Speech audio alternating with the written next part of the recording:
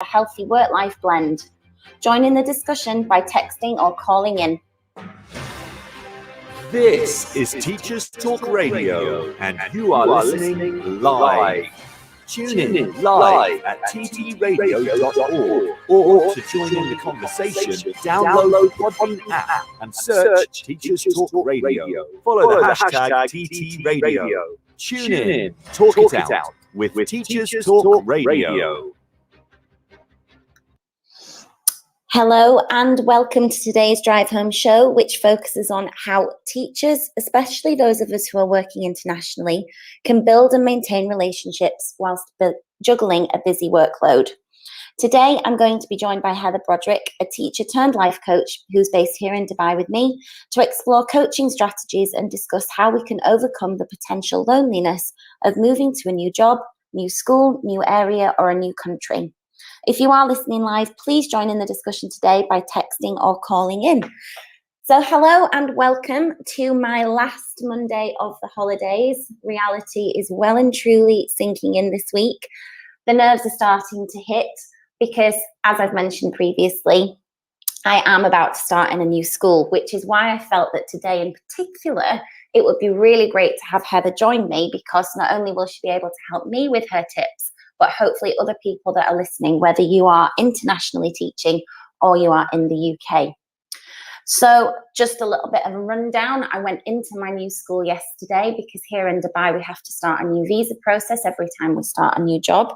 So that has now happened, which is very exciting. But like I said, reality is really starting to hit.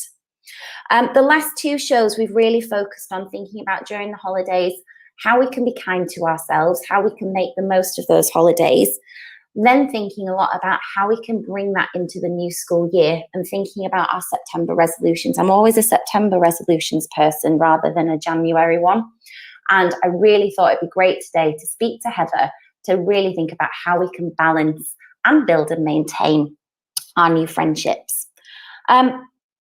It's a really interesting time for me as an international teacher. I was always told it's a very transient community, and having had the situation where I've had to look for a new job, I've actually felt this for the first time ever this year. Up until this year, the friendships that I made were very, very much school-based to start with, and that's something that Heather and I are going to talk a lot about today, about how we can have friends in school, but then hopefully try and keep the work chat away from our social lives. But once you've made these friendships, they say your friends become your family. And my guest last week, Beth, is an absolute indication of that. She is somebody, and her family who I do spend a lot of time with, and somebody who has become like my expat family. So when we are living in this international community and that we are finding that we've got these situations where we're making what can be very intense friendships, how we also manage when people move away, when people move back to the UK. So that was something that today I really wanted to focus on, or maybe not even the UK, somewhere else internationally. So yeah, that was something that has definitely resonated with me and has been particularly pertinent this summer, actually seeing people who have been a huge part of my day-to-day life, moving time zones and thousands of miles away. The other thing that I really want to cover today when I speak with Heather is thinking about how we learn to choose our friends quite wisely, making that balance between saying yes to situations, to circumstances, but what we do if we navigate it and we get that a little bit wrong. You know, sometimes first impressions aren't always key, and sometimes we find ourselves backtracking and thinking that we've made a little bit of a mistake. That's absolutely fine, and that's something that, again, I really want to think about today, because it is an intense time, whether you are international, whether you're in the UK, starting a new job, creating, you know, yourself within a new community, and it's something that we really need to think about. Another angle of today's show, and something that has been very topical for me and something that's been very important, is trying to maintain friendships and relationships back in the UK. Obviously, this summer I've been very vocal either on Twitter or on this radio show that I haven't been able to go back. I didn't want to risk going back to the UK with the changing parameters of red lists, amber lists, green lists. So like many international teachers, and I ran a poll a few weeks ago on Twitter, and over 50% of the people that responded had stayed in the country that they were in. And I think about 23% of people had travelled elsewhere but not gone back to the UK. So there are a lot of us in this situation where we haven't travelled home because of the current conditions. And it's not just the pandemic that creates those distances. It's missing milestones, the time difference, again, managing busy jobs, busy social lives in the country that we're in, and trying to balance those friendships and relationships. So today, that's something, again, I'd really like to focus in on with Heather, is thinking about how we can still maintain the friendships and the relationships that we've cultivated for many, many years before we moved abroad, and how we can actually make sure that we keep those friendships and keep those people in our lives. Obviously, the holidays have been a hot topic, not just on my show, but across the whole Teachers Talk Radio. And we know that it makes socialising so much easier. I've been out on nights out during the week. I've seen friends for coffee, seen friends for lunch, and it's so lovely to see other people having similar experiences all over Twitter, especially now that travel is becoming a little bit easier and people can spread themselves a little bit further. But again, it's such a concentrated, small amount of time. How do we maintain, how do we balance that throughout the school year? How can we make sure that that is something that we keep up with whilst we're starting new jobs? All of these thoughts are things that I have been thinking a lot about, especially in the run-up and my final week of the holidays, trying to squeeze in seeing as many people as I possibly can. Some of my friends have already started teaching, so they're already in, and it's like the 16th of August. So these kind of things, as well as the fact that I'm about to join a new community, start thinking about making new friends, striking new relationships. These things are something that are very personal to me, and having read on Twitter, again, what a great community we are, it's so nice to see that it's not just me. It's so nice. It's such a relief to see that there are so many other people in the same situation. So today, when Heather comes on, I'm hoping that she'll be able to give us lots of tips and lots of advice to support us.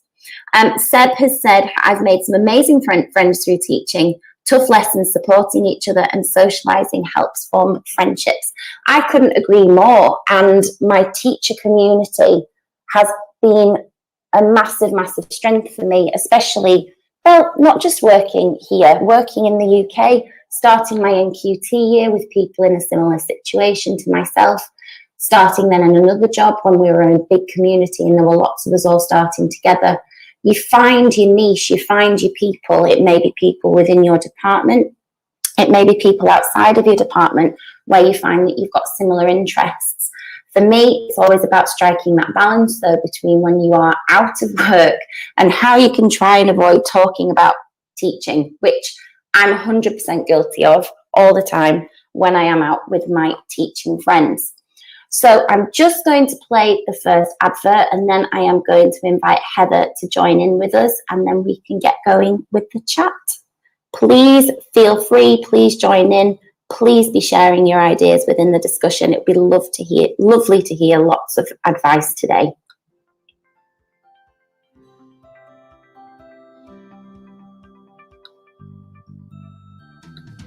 Creative resources made for teachers by teachers. At Creative Resources, we've been rethinking what a classroom can be. We've created a huge range of more than 2,500 original and exciting resources that span across more than 15 different subject areas. Whether you're looking for primary or secondary level resources, careers options, DSHE, arts or humanities, Creative Resources have the resources for you. We offer full curriculum packages and unique, challenging escape rooms themed on topics such as Shakespeare, Tudors, and fractions. We have quizzes, task cards, Tarsier puzzles, and lots more. Better still, more than 100 resources can be accessed for free. Just visit our website, www.creativeresources.com. You can get 10% off any order you make on our website by using discount code code TT Radio. Creative resources made for teachers by teachers. Every teacher loves stationery, right? Imagine getting a selection of fun, beautiful and unique stationery items designed and selected especially for teachers delivered through your door every month. You need to check out teacherslovestationery.club. I'm always so excited when the box arrives. It's such a treat. My Teachers Love Stationery box is just a little treat to myself every month. It's always full of delightful and surprising items, including some really good quality stationery brands like Rebekah and Rebekah. And because you never know what you're going to get, it makes it even more fun and special when you get it. It feels really great to be supporting a family business that's run by real teachers. I can't help feeling like they just know what I'm going to enjoy using stationery-wise better than I do myself.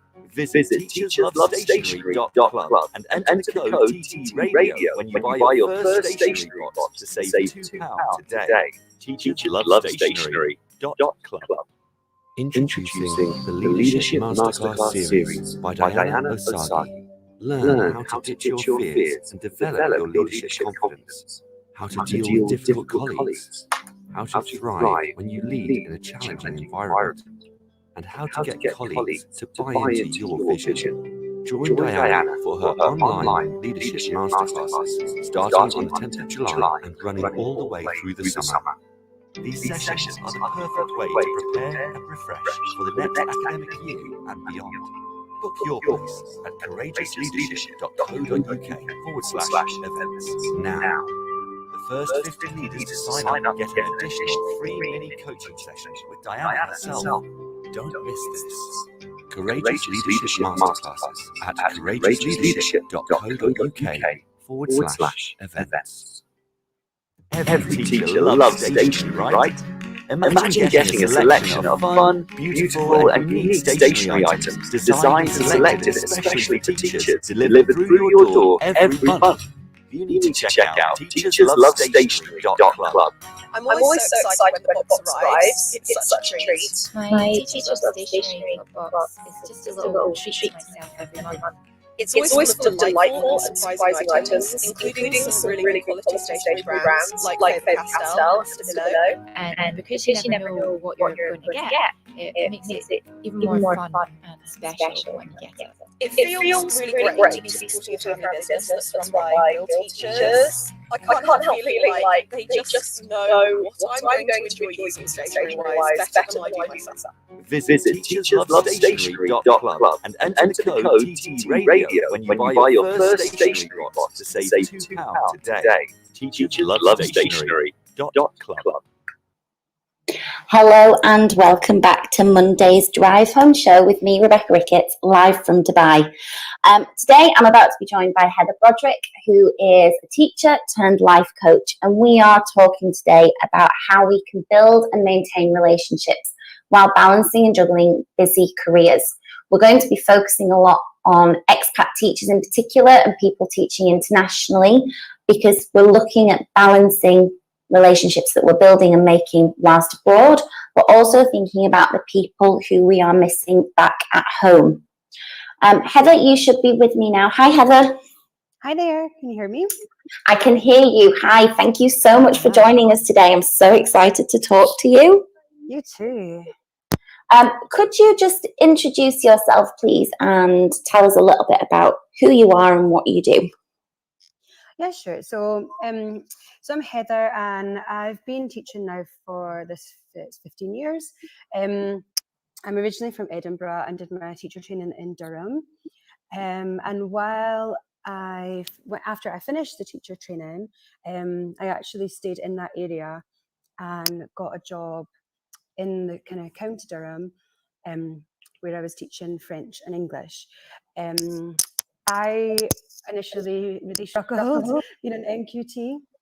It wasn't the easiest of schools, and I took it all really personally. So I took all the behaviour problems personally. I was crying quite a lot. And long story short, there was a counselling course available for the kids. It was to help with the kids. And I volunteered to go on it and absolutely loved it. You know, when you just think, oh no, I've just trained in the wrong thing. And but I did that, and on the back of that, I actually became a counsellor for Cruise. They're a bereavement grief counselling charity that offer free counselling for people who are bereaved in the County Durham, north of England area.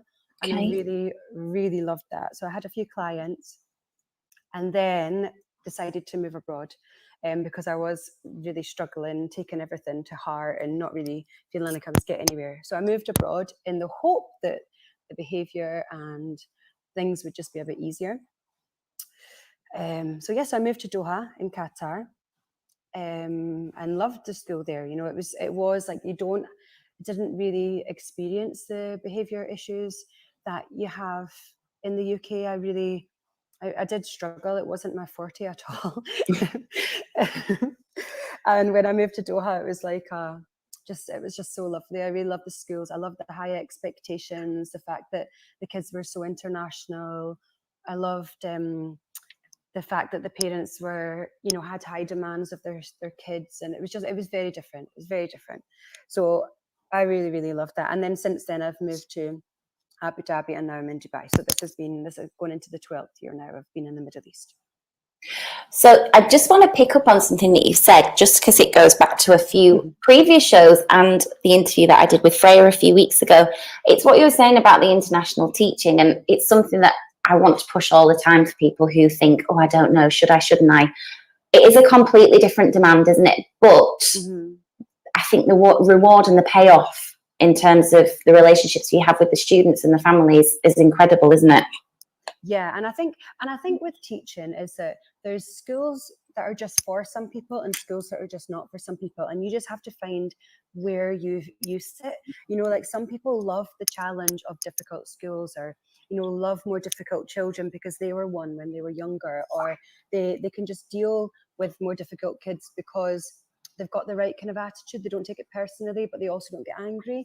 You know, so it depends where you sit. And for me, in teaching, my biggest struggle was I found it difficult to understand kids that didn't want to learn, because I always did, you know, and I really was like, why don't you want to learn my subject? And you know, I took it really, really, really took it personally. So I was going home every night feeling stressed. I was crying a lot, and I did try a lot. I tried a lot of reflection.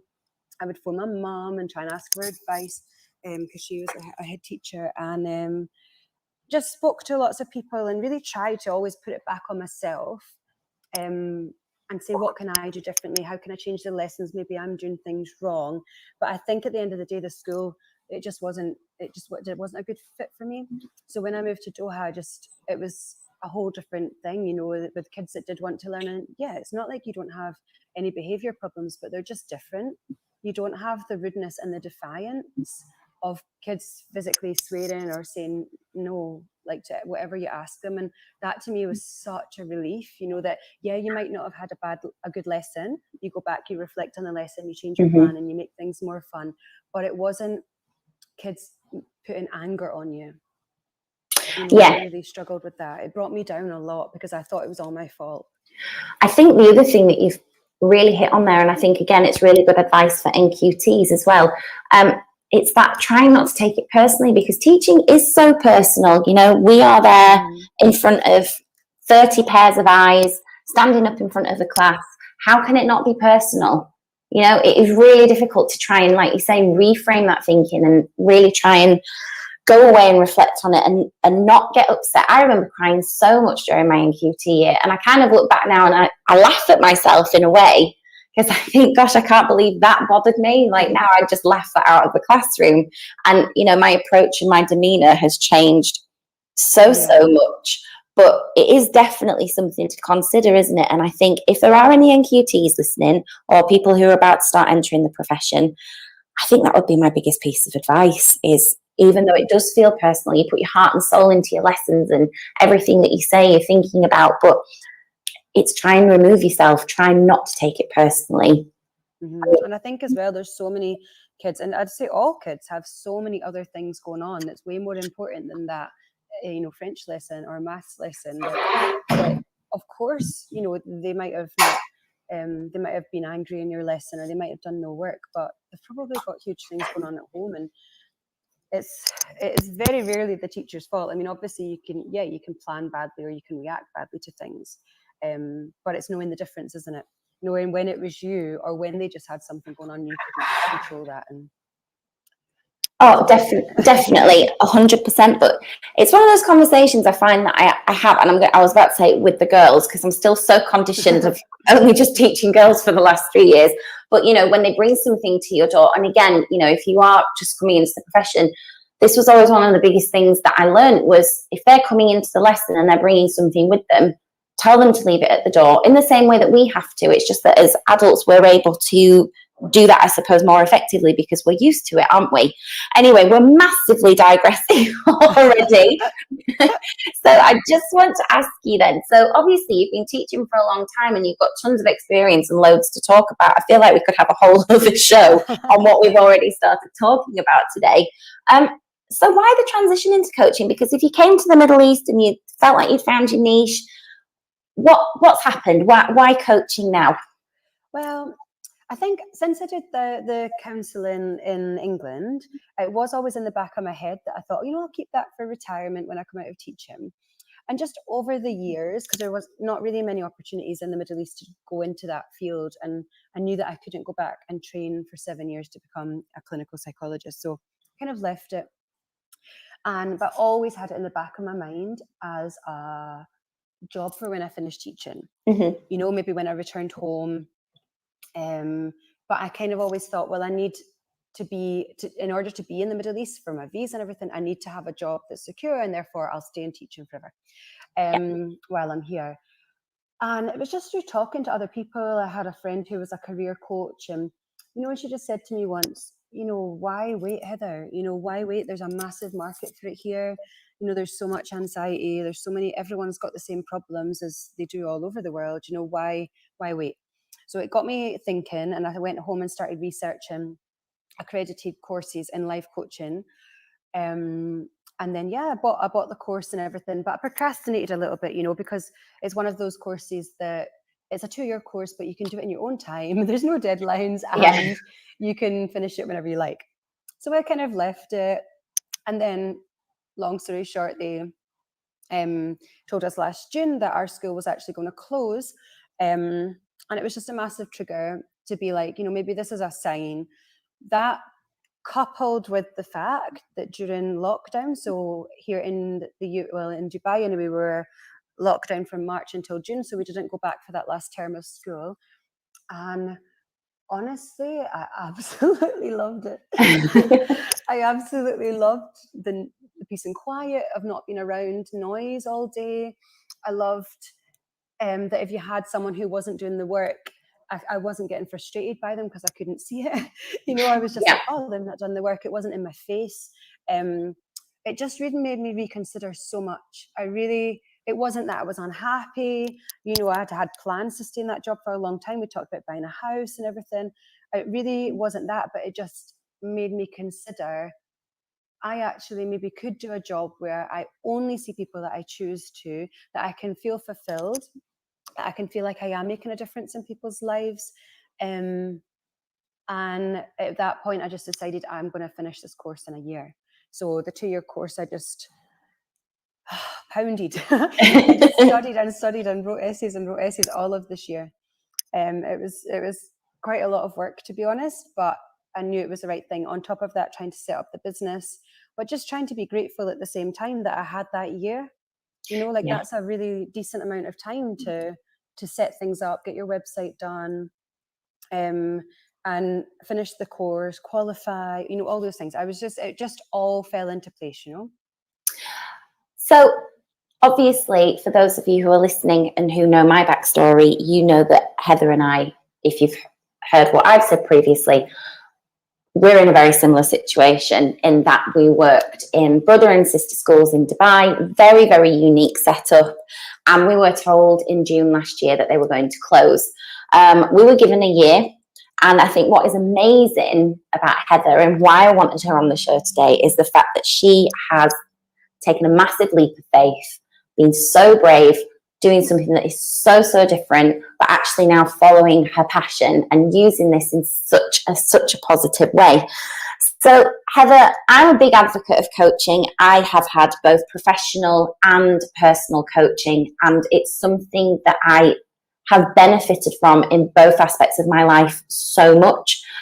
It's something that I think we can really shine a light on. When I was in the UK, I was doing the Outstanding Teacher Programme, and as part of that, I got the opportunity to learn how to coach people in a professional way, and I really enjoy the whole concept behind it. I like the way that coaching runs. But for anybody that doesn't really know that much about coaching, could you just please explain how does it work? Because it's very different to therapy. So how does it work? Yeah, you're exactly right that you can really use it in any settings, and lots of schools now are putting that model in, because it puts a lot of the onus on the person, you know, who is either seeking the help or is required to need help. And basically it's just a journey of getting you from one point where you're maybe stuck to a point where you need to or want to be. So and the coach is basically a kind of person just to be accountable to, and help them set action points and targets towards achieving what they want to achieve. So normally I find outside of a business setting where maybe there's a coaching program and people have to join, if it's a choice, a personal choice, or normally there's two kinds of people who seek coaching. So you're right, it's a little bit different than therapy in that if you go for counselling or CBT or psychotherapy, they all really dig into the past a lot. So there's a lot of the science behind the brain, how you change the brain, and it's really looking into what's caused the problems, what's the root cause of that anxiety. So you're looking at the past a lot. Whereas coaching, they obviously, it touches on it because your past has influenced your everything. But the whole focus is how you're feeling now and where you want to be. And so it's all about setting goals. It's all about a little action plan towards those goals. And then within that, each coach will have like a toolkit of tools that they can use. So I normally find there's two kinds of people who seek coaching. There's the people who've either reached a really low point in their life. So either maybe they're having a lot of physical or emotional pain, maybe anxiety, depression, grief, a relationship problem, self-esteem, that kind of thing, and they're really at a low. Or there's the kind of people who are, a lot of teachers are like this, who are generally very self-reflective, very much wanting to improve their lives, know there's more out there, and they want to just get help to get there. They're not at a low point. They're actually probably in quite a good place in their life, but there's some maybe blocks stopping them get to where they want to be in their career, or fix their marriage, or just find their confidence, you know. So it's not something that's making them cry every night, but it's they're not where they want to be in their life. They're the two kinds of people that I think would normally seek help through a coach. Okay. I mean, you're saying this to me, I'm sat here nodding and I'm thinking nobody can see me nodding, but I'm literally, I'm just so in agreement with everything that you're saying. So my experience on the more personal side of coaching, I thought it was going to be quite scary because the journey that I thought I needed to go on was a massive one, huge personal journey. But what I really, really benefited from was actually when you're talking about that goal setting, it was breaking it down to something so small and what felt so manageable. And I remember going to my first coaching session, having done more professional coaching, so I was aware of the process, but actually very nervous about actually getting it all out there and saying what I needed to say. But the direction went on a completely different tangent. And for me, and this is the reason why I thought talking about coaching in particular today, because for me, it was such a positive and helpful experience. And as you were saying, Heather, that sense of goal setting, I went away from my first session and I think my goal was something like, to clear out my fridge and do like a healthier food shop or something. And I just was like, well, that's easy. But that was the tiniest and smallest like building block to the start of what was a significantly bigger journey. but those small breaks and those small steps were so much more manageable. I think it is. It's like that, you know, the whole phrase of not being able to see the wood for the trees and stuff. And sometimes you just need somebody to break it down like that. So, say, for example, your overall goal is that you want to buy a house, but you've got no money at the moment. You've got, you can't afford it. You can't afford the deposit. Your goal for, say, that week or that month might just be to research houses in an area that you want to live and know how much money it costs. That's all. And then the next month it might be like, right, okay, let's do a budget planner and see if you can save even a tiny bit every month. They're all manageable. And I think and so that every time you go back to see your coach, you normally go back feeling like a success because you've done what you said. And remember as well, these goals and these action points all come from you. So the coach is just a facilitator. They're not telling you should do this. They never will give you advice. They'll never tell you what to do. It all should come from the person. So it's kind of makes you feel a bit more empowered and a bit more in control of your life as well. No, definitely. And I'm also thinking about it from a professional perspective. So at the time, I'd come from a very, very toxic school environment, and my confidence was very, very low. And I joined a new school, and I was really struggling at the time to accept positive feedback because I just heard negative all the time. And I wasn't used to being told, well, that was a great lesson, or I really love that resource. So it was completely, again, reframing my thinking. So when I started on this teaching program and started doing some coaching, I was a coach, but I was also receiving coaching as part of the program. And they said, what's your goal? And I said, I would love to be able to stand up and deliver some CPD at school. But the thought of talking to adults was beyond terrifying. I mean, even doing something like this radio show, it's been about being 10% braver, is about speaking out there. But at the time, for me, I couldn't even contemplate the idea of having something worthwhile to say that people were actually going to go and take away. And again, it was such a breakdown of a process. It was very much like, okay, so what we're going to do, and it was broken down so much better for me that it absolutely helped me to flourish. And that point that you made right at the start of our conversation, about it's not always just the right school, you need to find a better fit. I couldn't agree with that more from that situation that I was in. I was very, very fortunate to have had a very good professional coach, and also be in a school that allowed me to flourish and believe it when I was actually given positive feedback, because it then meant when there was things that I could work on, I dealt with it so much better, if that makes sense. Yeah. I know, that's the thing. It's just, it hopefully as well, it can make you realize what's good for your life and what's not. A coach will always hopefully make you feel like you're the most important. What can you do to make you happy? And if it's about moving, and then they unblock those little paths towards getting to that. So if you're scared to hurt somebody's feelings, or you're scared that someone's going to react in a certain way, or you don't want to leave because it has, leave a school because it has different implications financially, or they'll break it down in tiny little steps so that you can eventually get to where you need to be and stop being scared, maybe take risks. Most people do find it quite empowering. You can make a lot of changes even in like 2-3 sessions.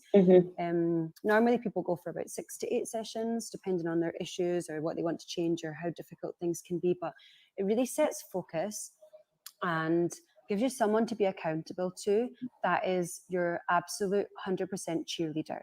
So they will constantly be on your side, because they're not listening to other people in your family. They're not listening to someone else who's giving you pressure, or your boss. They're not hearing their side, and they're not interested. They 100% want you to get to where you want to be.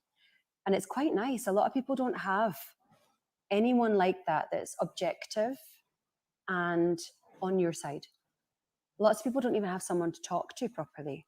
They struggle to even, some people just, they just use the hour because they actually just find it really cathartic to have someone to talk to, because they've not got anybody like that in their life. So it can really be a really, really positive process doing coaching. So You are so passionate about it, and when we've spoken prior to the show, like, I can see the passion and the drive for what you do. But what made you choose to focus on relationships? What was that deciding factor? Well, I'm a people person anyway, but I really do feel like the relationships that you have are a massive influence on your life. And that can be, it does cover a lot. Like if you look at the relationships that you have with other people, that can cover relationships at work. So if you're having a problem with your boss or a colleague, it can cover marriage, dating, it can cover loneliness, friendships, grief. And then on the other side of that, you've got the relationship that you have with yourself. Mm-hmm. That a lot of people need to work on. So that might be self-sabotage, it might be they're dealing with anxiety and they don't know why, it might be eating disorders, self-harm, addictions, so many things that it actually covers within that relationship umbrella. And I just feel like most people would have something they would like to improve within that area, Oh, completely, 100%. And like you say, when we actually talk about relationships and we focus on that massive umbrella, there are so many. I am just going to mention tomorrow's Twilight show with Lucy. I think it's going to be a great show tomorrow because she's focusing all about dating and what it's like to date as a teacher, and, the differences between being in a relationship with another teacher or, trying to find somebody outside of the profession. So I think, again, this is something that as teachers, whatever the kind of relationship that we're talking about, it's something that we're very, very mindful of and something that we actually are considering. There is the EduDate initiative, which I think is absolutely amazing on Twitter, where teachers go on like speed dates with each other, like blind dates. And, I think it's really wonderful that actually we are becoming more mindful about the importance and actually trying in these strange and crazy times to find ways to build and find and then maintain these relationships. Why do you think, though? I mean, we come back, I don't know if it's just because we're teachers talking to teachers or people who've been in the profession. Why do we find it so difficult, do you think, with this whole idea of building and maintaining relationships? Well, I think, especially as an expat, I think the maintaining the relationship is key, because what happens a lot is that people move. So whether it's that they're single and they just don't like the school anymore and they move on, or they're single and they want a new adventure, they move to a different country, or they're married and maybe their husband has a job that's better paying and supports the family and they have to leave whenever he gets moved on, or they lose their job and have to move home. It's really hard to find people who've stayed somewhere for, I'd say, even longer than 4 or 5 years. So that's an issue in itself. But in terms of being a teacher, I'd say time is a big one. Teachers obviously have pressure coming in from lots of different angles. The days in international teaching are long. I know everyone says that you get nice holidays, and you do get a bit longer holidays maybe than teachers at home, but the days are very long days, and you've got extracurricular activities after school, you've got the meetings. It's not an easy job. So people struggle to kind of find time for themselves and kind of do what they need to build relationships. Mm-hmm. There's also maybe they have problems with their work colleagues or their boss, and they're not really sure how to deal with that, and that impacts their life. And then lastly is things like just the confidence to go and meet people outside of teaching or within teaching, because like you were mentioning earlier, a lot of your social circle will be teachers, especially when you first move, or it's not the same as at home. At home, you've got different groups. You've got friends from school, you've got friends from uni, you've got friends from your jobs throughout your life, you've got friends from traveling, and they're all there. They might not be around you, but you've got a lot more options than if you're abroad and you've got just your friends that you work with initially. All these things take time. I'm still sat here just literally nodding along. Everything that you're saying right now is completely resonating with me. I think everything that you were saying about, in particular, being abroad and that idea of people moving on, as I said at the start of today's show, that for me has been the most pertinent, because I've experienced it for the first time. And it's really, really tough, because you just think, you know, that person, I've spent Christmas Day with you, I've spent my last 3 birthdays with you, you've seen me cry, you've seen me laugh, like you've celebrated my biggest successes when I've probably felt at my bravest, you know, being international, being on my own. And now they've gone, and it's a loss. And it's something that is really, really difficult to kind of navigate. And I think as well, coupling that with the idea that, you know, new jobs, new circles, starting it all again, there's a sense, a little bit of exhaustion in a way, I don't know, you know, that kind of, here we go again, like, got to put myself back out there, I've got to meet new people, I've got to put the smile on, I've got to say yes, and really I just want to be at home watching Love Island. Like, it's quite exhausting, isn't it? Yeah, and I think, and this is just for anyone abroad, I suppose, not just teachers, but I don't think people at home sometimes realise the stress involved, even in just moving abroad once. Having to, you know, people have to get their house rented or sell their house, sell their cars. They literally have to move their whole life. They have to pack their lives into like one suitcase and maybe ship another one. They're going and being completely brave, having no one around them. And sometimes that can cause a divide between your friends at home and your friends abroad, because your friends abroad understand you, your friends at home sometimes don't. And then on top of that, it's like you say, there's the loss of making a really good friend and then them leaving. You know, even there's you know, people that this summer who've, you know, been going out with people, and then at the end of the school year they're moving abroad, and that relationship's over, not by choice, just because they're, I mean, they might be staying together, but it's still the distance between them. It's difficult, you know, and I don't. And then when it comes to moving to the next place, or if you do have to move, the stress involved in that as well, of all the visa documentation, attestations, the, you know, selling all your furniture. It's stress that I don't think people at home know. And on top of that, potential huge loneliness. Definitely. It's quite funny, really, because some of my family members, like my cousins in particular, they'll send me a message every so often, and they're like, is Dubai really as sparkly? And I'm like, well, yeah, the weekends are amazing, but you know, at the end of the day, I'm still going home after work exhausted. Like, the weeks are still the same. I try very hard to go out in the week during term time, just as I was saying, to keep that balance struck. And you know, the holidays are such a blessing, because you do get to spend that time. And again, the last 2 summers I have been in Dubai, which meant I spent a lot of time with the people that are here and my friends that are here. But the knock-on effect of that is that that's 2 years that I've not seen my closest friends, you know, the people that I've grown up with, the people that I started my teaching career with, the people that I did go to university, the people that I went to school with.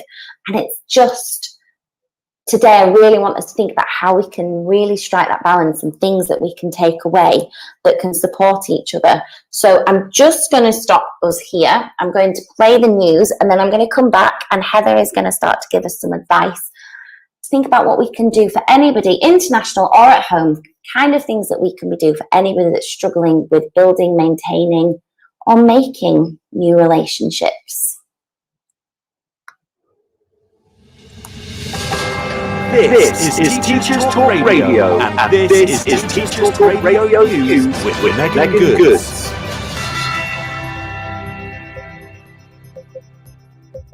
This is your latest Teachers Talk Radio News.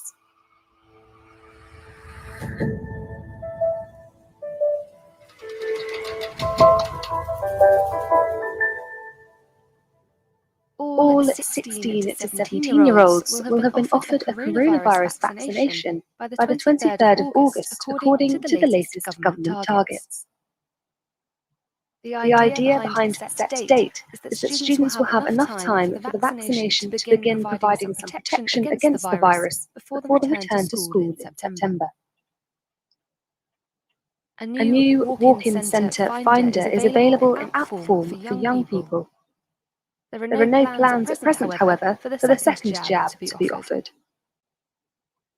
The Health Secretary has put out a statement encouraging young people to get your jabs as soon as you can, so we can continue to safely live with this virus and enjoy our freedoms by giving yourself, your family, and your community the protection they need.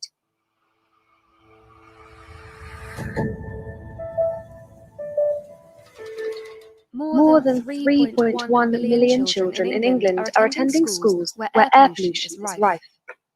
Children in London are 4 times more likely to go to a school where air pollution levels exceed global limits compared to those in the rest of the country, according to new research. 98% of London schools are in areas where air pollution is above the World Health Organization's acceptable threshold, compared to just under a quarter of schools across the rest of the country. Mayor of London, Sadiq Khan, said, "I'm doing everything in my power to stop young Londoners breathing air so filthy that it damages their lungs and causes thousands of premature deaths every year. This is why I'm expanding the ultra-low emission zone later this year." Public Health England has said air pollution is the biggest environmental threat to health in the UK, estimating around 28,000 to 36,000 deaths a year can be attributed to long-term exposure. That was your latest Teachers Talk Radio News.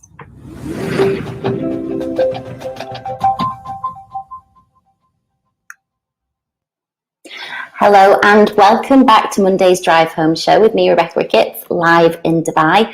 I'm joined today by Heather Broderick, who is a life coach, discussing how we can build and maintain relationships as teachers, especially those of us who are working overseas. So Heather, thank you so much for joining me today, and anybody that is listening live, please feel free to share your ideas. Please join in the discussion with us. It's lovely to know your opinions and your experiences as well. So Heather and I, so far, we've been talking about what coaching is, why she's made the transition from being a teacher to being a coach. But now I'm going to actually start really drilling down and really hoping that Heather can give us all some advice today about anybody that might be struggling with an aspect of their relationship. Oh, sorry, I just stopped. I was waiting for the question. So I think the first thing that's really important is, whether you're at home or whether you're abroad, is to decide which relationships you genuinely value. And because what you'll find is that you'll meet so many people along the way, and so many people will demand, time from you, and that's fine. But when you're trying to work out who you are and what kind of life you want, you really need to work out, like, who do you want in your life? And those should be people who really bring you up. They support you. They make you feel good about yourself. You never dread seeing them. They make you laugh. They listen to you, all those things. And then anyone who's not doing those things, or any toxic relationships that you have, or anyone who's not putting the effort in to make you feel loved or appreciated, you will find that they fade off. So I would say the first thing that you really need to do if you're struggling is just identify, who do you want in your life? I think, sorry, I'm just going to interject really quickly, because that in itself is such a pertinent point.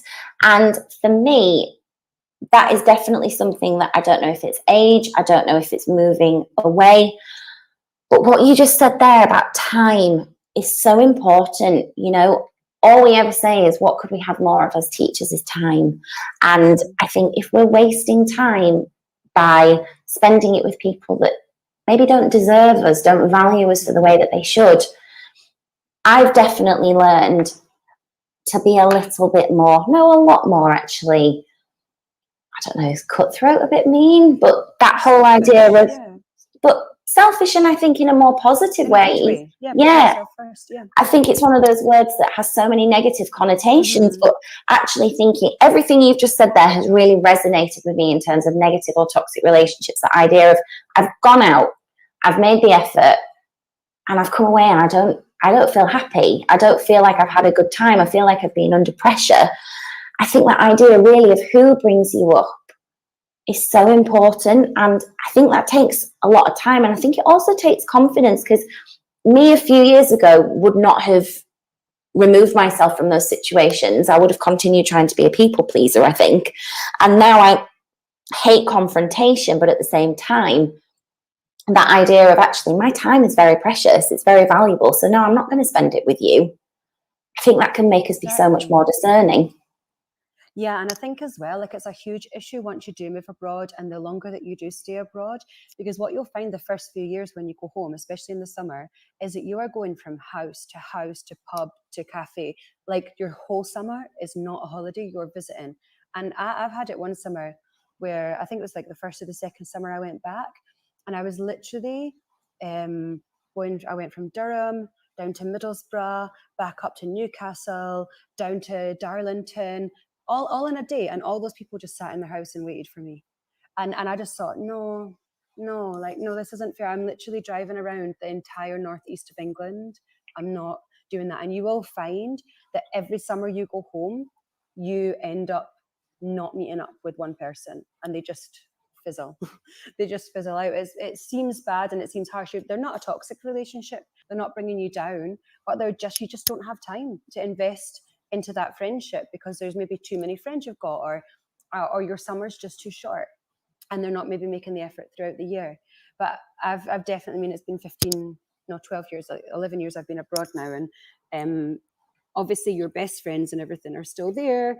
But if I think back to the people I used to try and catch up with every summer, like 11 years ago, I'd say maybe 50% of them I still try to. I think that's really interesting, and I think as somebody who, you know, is still quite a baby in their expat journey, I say that quite a lot. You know, this is just my third year. It was only that first year that I actually went home, and I found myself absolutely not only run ragged, but I'd spent a fortune. Because friends were like, oh, okay, we'll go out for dinner this night. And they might have been going out for dinner one night a week, but I was going out for 5. Exactly. And somebody said to me once, and I thought, what a great piece of advice, because she was Irish, but she's from Ireland, but she's also taught in London. So when she goes back, she does a couple of weeks in London to see everybody there, and then she goes back home to Ireland for the rest of the summer. And I got back in September, didn't feel like I'd had a holiday. And she just said to me, she was like, you should have spoken to me before, because what I do is I say, I'm going to be in this pub at this time. You've not seen me for a year. If you want to be there, amazing. If you don't want to be there, that's absolutely fine. And for me, I was like, right, next summer, that's what I'm going to do. Then obviously I've not been home since, but that's really stayed with me. Similar advice. Mm-hmm. And it's exhausting. And you'll find as well that once you have, you know, family and stuff as well, you'll find a lot of families will find a base, wherever that is, whether it's close to home or in the middle or whatever, and they'll say, this is where I am. Or sometimes they'll go abroad, they'll meet and they'll just say, I'm in Spain, if you want to come and visit me, visit. Yeah, I'm in France, whatever, you know. And it does save a lot of time, but it's just trying to find that balance of not feeling bad that you've not seen somebody. But that comes from the friendship as well, because it's a two-way street, you know. And I have noticed, strangely, that I feel that the person who moves away, the onus seems to be on them to maintain the relationship a lot more than the people at home. Weirdly, when nothing at home ever changes, you know, you go back, it's exactly the same, and your whole life has changed, you know. But weirdly, you're the one who's expected to keep in touch. You're the one who's expected to say, I'm home, let's do this. And there's sometimes not much effort made from the people at home. Do you know what? 100%. I completely agree with you. Like, that was my experience. It was like, right, I'm here. Where do you want me? And I know that when I do eventually get to go home for a long period of time, that will be totally reframed. I think the one thing for me, and I mentioned this when I was chatting with Freya, the one bonus and benefit that COVID did actually give me was the fact that whilst I've been here, it's probably the most engaged I've been with my friends back at home, because yes, we have the time difference, but that didn't matter when everybody was in lockdown. And I managed to speak a lot more to my friends. And I find now it's almost like you have to pick your moments, because you're giving such huge pieces of life information. When you actually do catch up, you're like, are you ready to sit down? Have you got about 3 hours? Because I'm about to unload on you in a very big way. And it's about, again, like, you want those people to still be part of your life. you know, you love them, they've been friends for years, but it's that managing it, isn't it? So I was very, very grateful for lockdown because it meant that I was actually able to put a lot of energy and time into those friendships. How do I keep that going now? I think for any kind of relationship that you want is knowing that you want that in your life, and you do have to dedicate some time to it, you know. So whether it's just the odd text message, but you also have to look after yourself and also put into your week things that make you feel good. Mm-hmm. You know, so it's if that's calling or texting a friend, that's perfect. If it's meeting up with a friend for coffee or going for drinks, fine. But it's also about looking after yourself so that you've got the energy to do those things. So if you want to take a nap, or you want to do a hobby that you love, or you love exercising or journaling, meditating, whatever it is that makes you feel good, you have to dedicate that time to those things so that you can maintain those relationships, because otherwise you are just going to be exhausted. You're going to not want to really talk to people because you're kind of like, oh, I've got nothing to say anyway, because you might be in a negative spiral. So it's kind of finding that balance of putting yourself first so that you're doing what you like and valuing your own time, so that eventually you've got the energy to put into the relationship that you want to keep. I'm literally just writing this down because I'm like, that's so helpful. So planning it into your week, looking after yourself, dedicating the time, but valuing your own time. I think for me, that's the one that resonates the most. Anybody that is listening in today, if you've got anything that you have an experience of, how you found your expat journey, please share it within the discussion. It'd be so interesting to see what other people have to say about their expat journey in building and maintaining friendships. For me, I've had a very, very interesting journey. I came here as part of a couple. I was not on my own. It's not something I talk about very often, but I actually came here as part of a couple, found myself not in that couple anymore, and now I'm in Dubai as a single person. And it's been a real eye-opening journey. And I could not have done it without the friends that I've made here, like I say, my Dubai family, but my friends back at home. And it took me a really, really long time to actually express to my friends at home what had happened. It was months and months and months after the relationship had broken down that I actually told anybody back at home what had happened. And I took all the strength from the people that were around me at the time.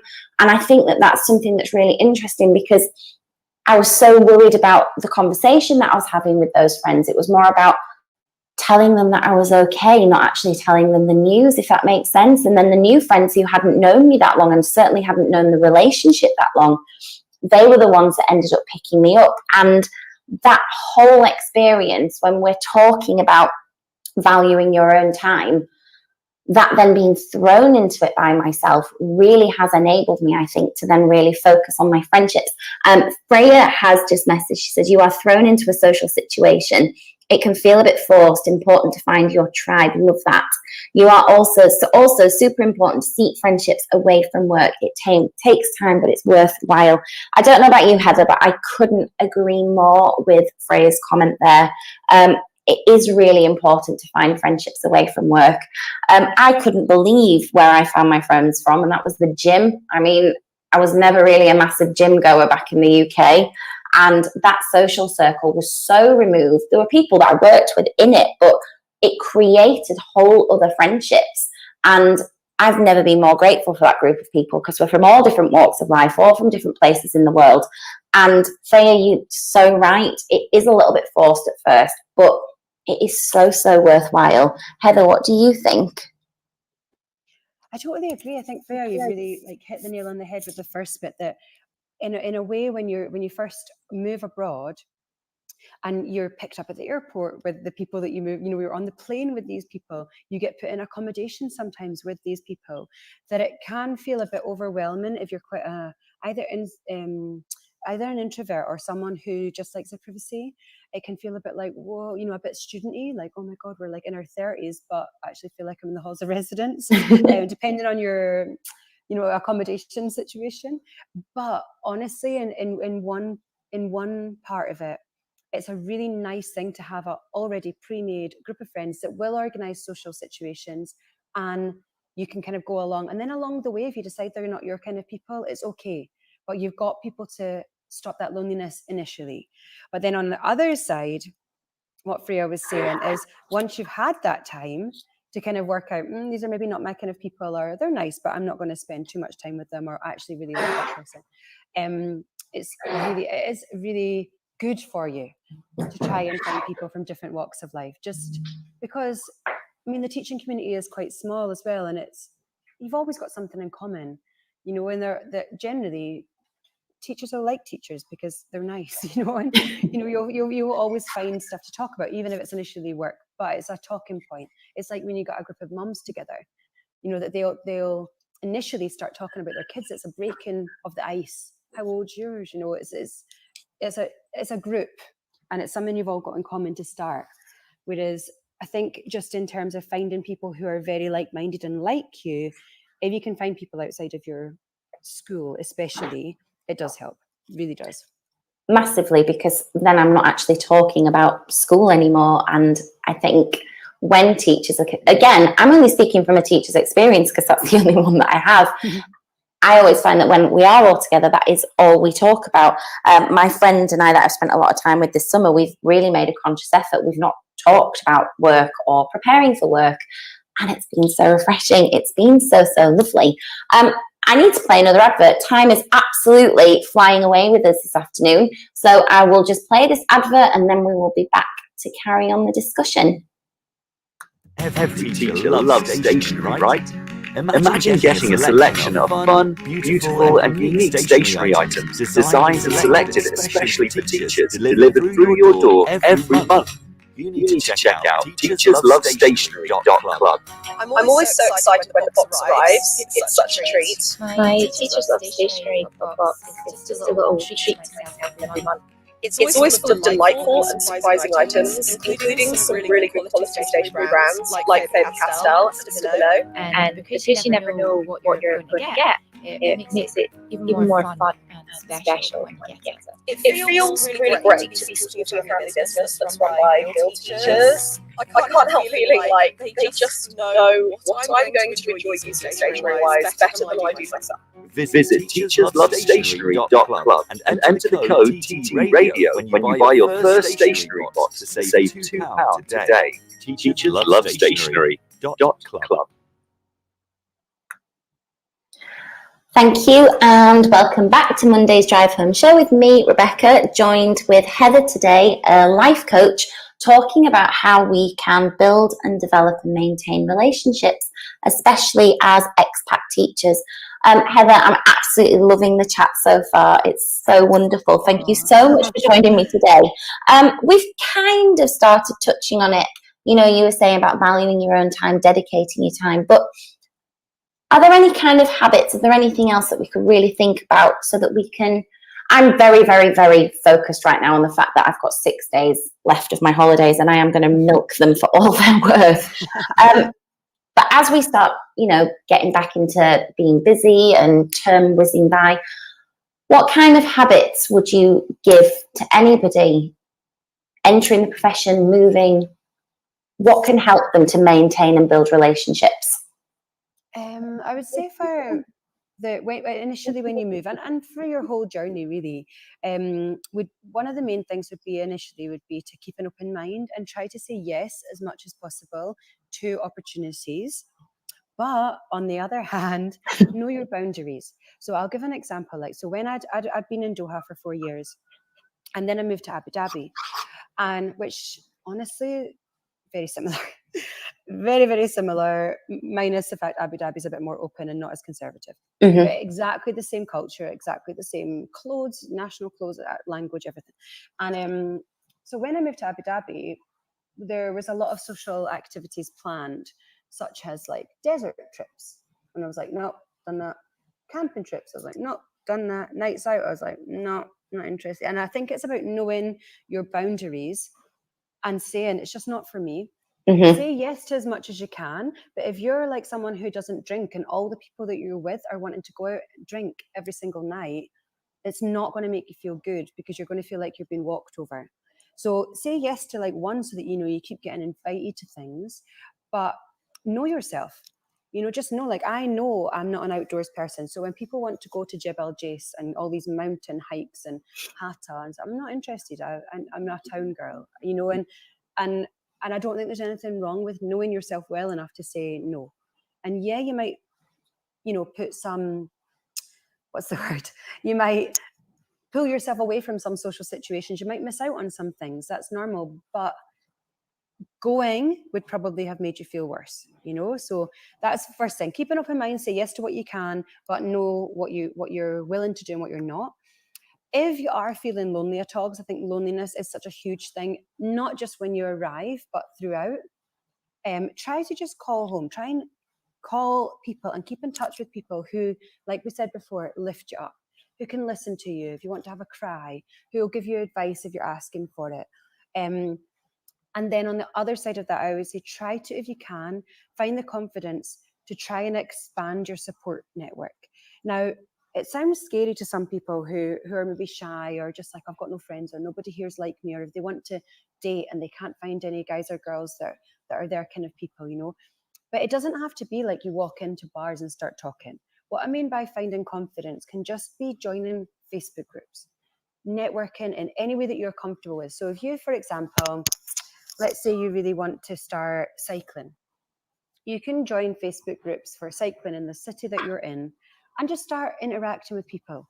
Eventually that you might find that they have a training session or a club on one day a week, and they might invite you along, and you can, when you're ready, you can do that. So I always say, try to interact. It doesn't have to be face to face, but try and find the confidence to interact as much as you can. Like you were talking about the gym.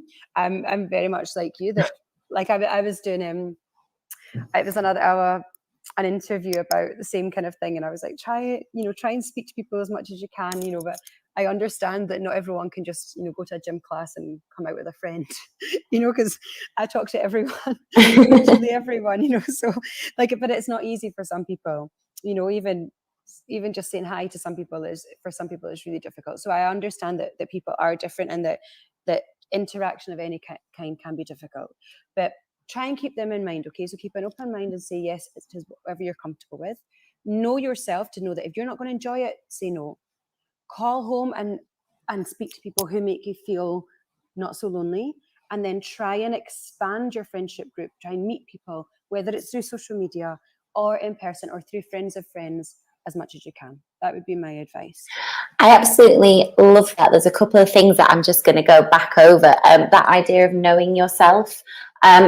I found that I was saying yes to everything because I don't know if I really did know myself at the time. And I was like, okay, right, yes, I'll go here, I'll go there.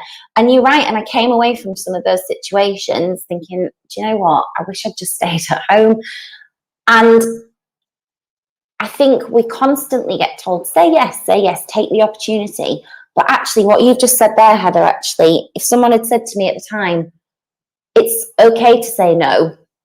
You can feel brave by saying no. That's okay. That I think would have benefited me so much more. I think that really knowing yourself and knowing what is going to bring you joy, what you're going to enjoy, what you're not going to enjoy, be brave to say. I think actually it's harder to say no to something like that than it is to say yes.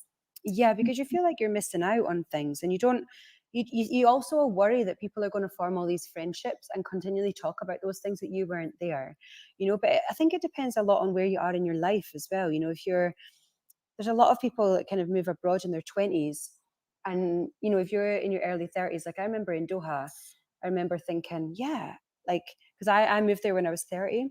Mm-hmm. So I've been there like a couple of years, and after that couple of years, they started employing all these 21-year-olds, like a lot of Irish girls coming straight from Ireland, straight from their degree, because they just do the 3 years and then they're straight into teaching.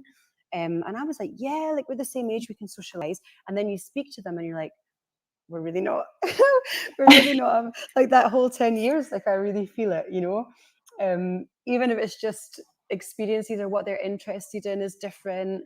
And it's just about, like, is it Freya? She said, just find your tribe, find your support network. It doesn't matter where they come from or what they're interested in. It's just people who you're comfortable with, And if you even today, I met a girl in the mall who's only 30, 33, and she's just the same as you. You know, she's starting her new school, and she said, "Oh my God, Heather, I felt so old."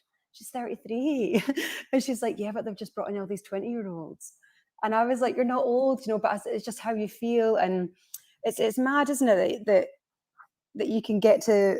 It's different stages in your life. I think in it as well. Like if you're one of, I even struggled a little bit when I moved to Doha because I was going out with a guy at home. So I moved over, but I wasn't with him. And it very much straight away divided into couples and singles, straight away. And all the couples started hanging around together. They were young, but they were all hanging around together. They were all like in that phase of either just being married or getting married. And all the singles were like hanging around together. So I obviously fitted in with them.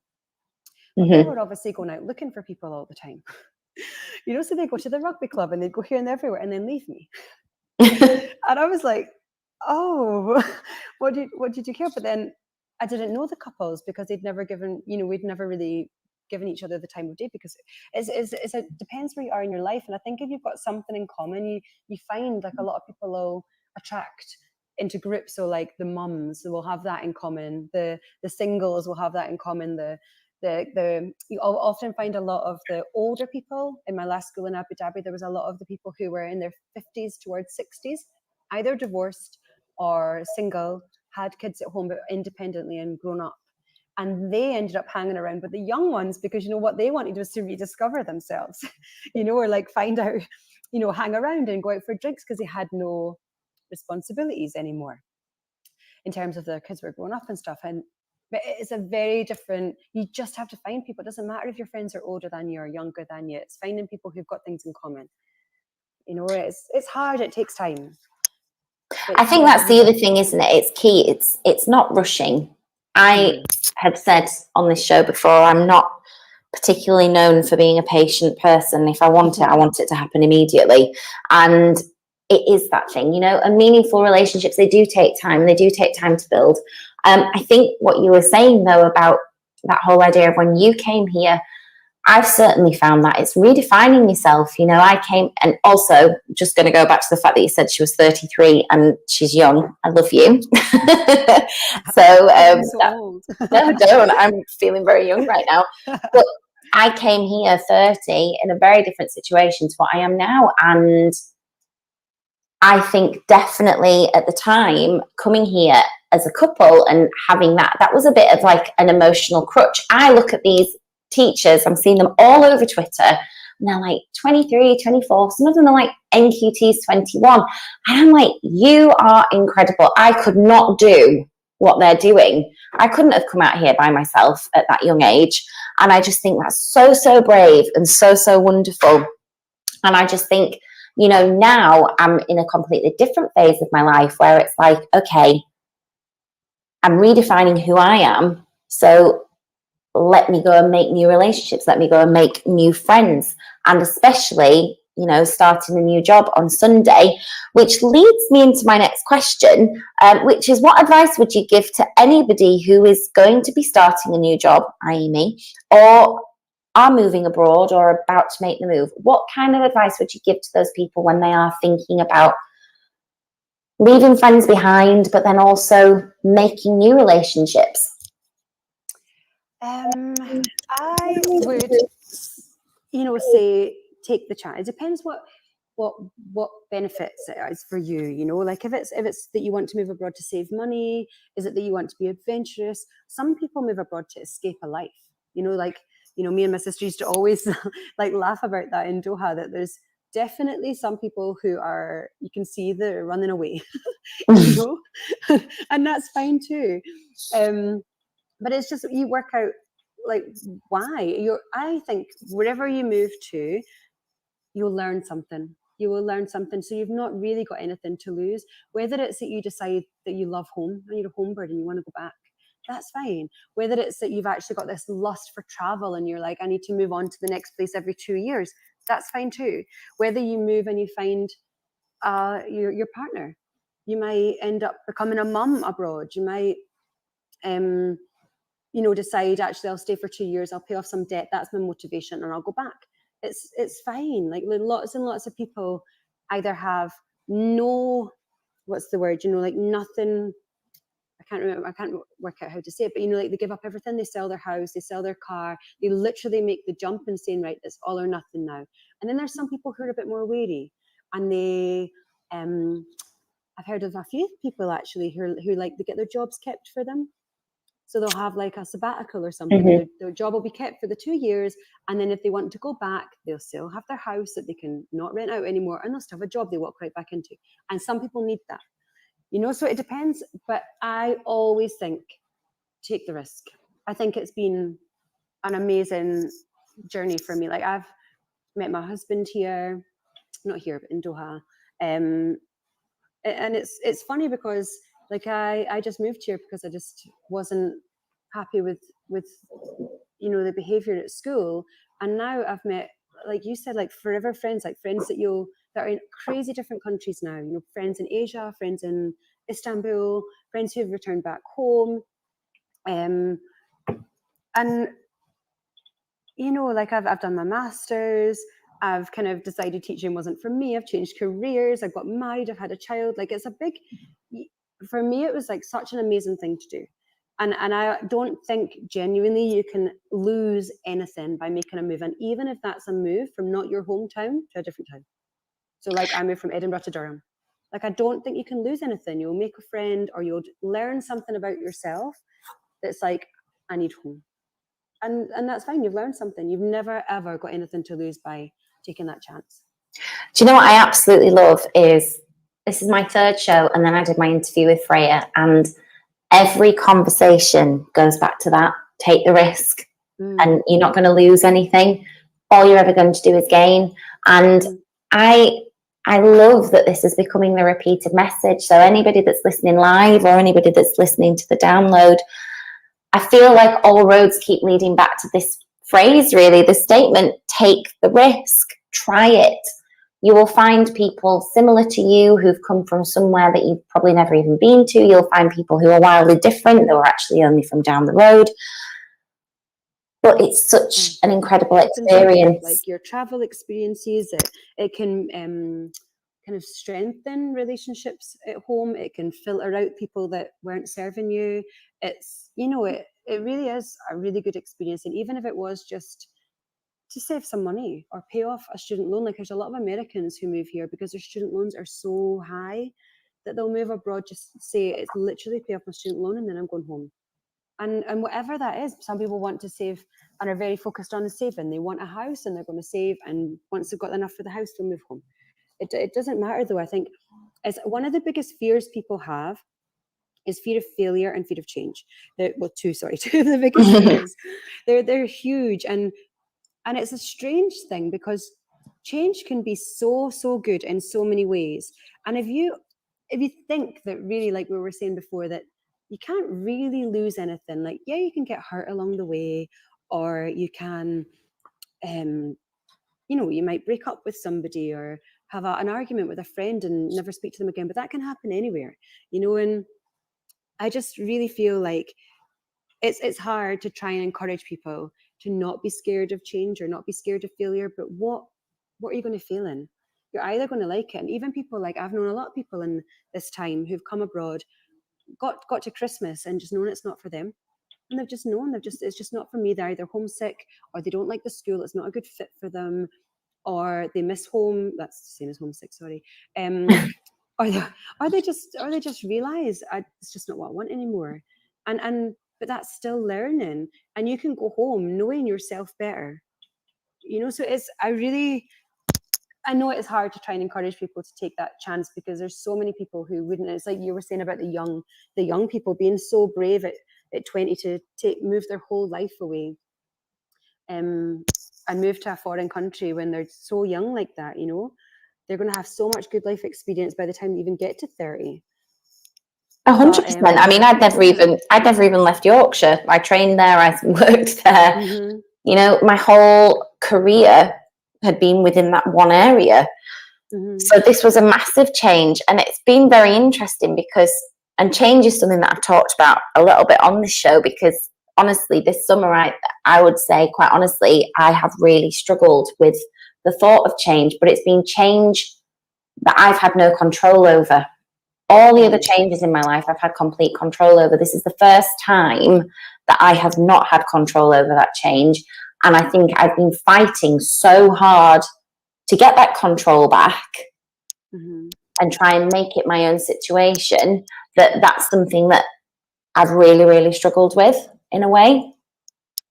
I know. I mean, your situation, it's a difficult situation when it comes to work, I suppose, isn't it? That you weren't ready. You weren't ready to leave that. And I think that's the hard thing. If you've chosen to leave a job and you've mentally built yourself up to leave and you're ready and you actually start looking forward to your next move, when that's taken away, you find people are forced into situations that they hadn't planned. So a lot of people from our sister and brother schools, they've had to move across the world when they weren't ready to. They wanted to do another. I heard so many times, I just wanted to do another 2 years. Just another 2 years, I'd be able to retire. Like there's, and it's a shame. It's forced people into these situations where they're actually physically moving their families, their lives, their employment status, everything about their life when they weren't ready. And that's hard. But if you've got the choice to do something, generally I feel you should always look forward to your next step. So if you, obviously this is different for you, because you're moving to new schools and like you say, it wasn't your choice, but you will find there'll be good that comes out of that. But I always think, you should never go backwards when it is your choice. So, if you decided you were going to go home because you couldn't find another job or something, there should be things you're looking forward to about going home. You should be looking forward to seeing your friends again or being close to your family and not having to, deal with travel bans and not seeing people. And if you decide to go to another school within the same area, there'll be things that, that will be different, maybe a different school day, time, timetable wise, or less pressure in one way, or nicer students, or you'll always find something good comes of a move. And even if you don't enjoy it and it wasn't as good as the last one, maybe it then just means you need to keep seeking something that was similar to what you had before. So you always learn. I love that though. That's so positive. It's just constantly keep looking for the good, constantly keep looking. And when we're thinking as well, I mean, we've digressed massively, but when we're talking again about, building those relationships, trying to keep them going, it is always looking for the good, isn't it? And it's about focusing on that element when we are thinking about, okay, yeah, I have been really busy. I am really tired, but do you know what? Actually, that is going to lift me up. That is going to make me feel better. And for some people, that's watching Netflix. For some people, it's having a nap. It doesn't have to be always around other people. A relationship could be like strengthening that relationship within yourself to know what your boundaries are. But I think it's really important wherever you are in the world, whether you're at home or not. It's just like you say, like know yourself well enough to know what you value enough to put your time into. Because you said it before, but time is valuable. We don't have endless amounts of time, and whether that's time that you choose to be alone, whether it's time that you choose to be with other people, you choose to be at work or whatever. But it's feeling a bit like you're in control. That you've got the choice of who you spend time with, and if they're not serving you anything, you don't have to be nasty. Don't cut people out. You just have to not put your effort into those people anymore. And sorry, no, carry on. No, I was just going to say, and it's hard in the international circuit because it is transient. So like we were saying, you build really good friendships and then they might leave not through your own choice. But if you know that you're choosing who you spend time with and that those people make you happy, then that's at least a good starting point. Definitely. Honestly, I can't believe that time is running away with us so quickly. Honestly, Heather, it's been so lovely to be talking with you this evening. I'm saying evening because in Dubai it is 8:25 and we are 3 hours ahead. It's one of these conversations where I feel like I've ended up having my own kind of discussion about what's happening, and I think it's so wonderful. So for anybody that is listening who is interested in coaching, is there any kind of advice or information that you could give to people, Heather, that might be interested in looking into coaching further? I feel like the first thing obviously is to identify what you want to change. And honestly, there's coaches for everything. You can get coaches for career coaching. There's executive coaching if you're corporate. there's dating coaches, marriage coaches, there's literally coaches for everything, weight loss coaches, fitness coaches, health coaches. There's everything you can ever think of. And it's so just, if there's an issue that you struggle with, or that you want to improve in your life, that you're maybe not at that all-time low that we were talking about, but you just know that there's more out there for you, look into it, you know, do some research, find someone who can maybe help you with that problem, but be prepared to take like the responsibility, because that's what coaching is. And it all comes from you. The goal setting comes from you, the action plan comes from you. You decide everything, and then you're the one to take the actions. So if you're ready for change and you want to make a difference in your life, I would say definitely find a coach that works for you, because they really can make a huge, huge impact, even in just how much you appreciate yourself, how much more confidence you can have. It can be really quite empowering. Honestly, Heather, I can't thank you enough for joining me today.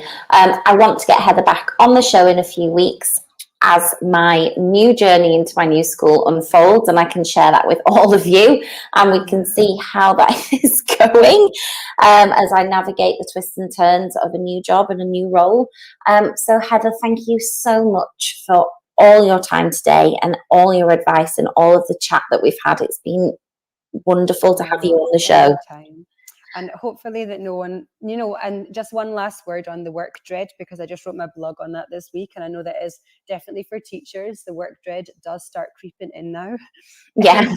But just try and, like we said before, just try and focus on the positive, that actually you will probably find when you get there, it's fine. You get, you know, you see people, you laugh again, you actually remember how nice everyone is, and that, you know, so just try and focus on knowing that the dread is normal. It's okay to have that anxiety, but normally you'll be fine. Heather, thank you so much.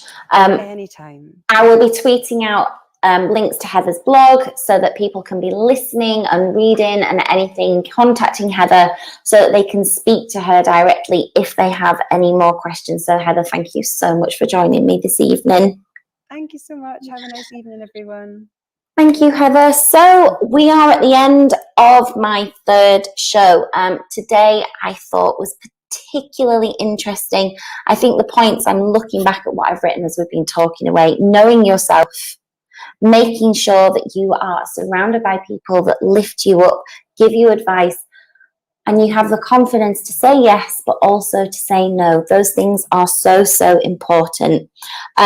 Again, please tomorrow join in with Lucy's Twilight show where she's talking about all things dating.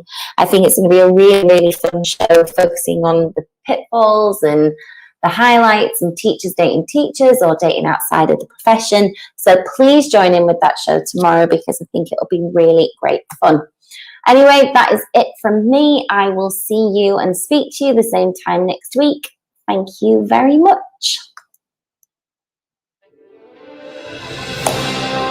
You've been listening to Teachers Talk Radio. Tune in live and listen back at ttradio.org. We look forward to hearing from you next time on Teachers Talk Radio.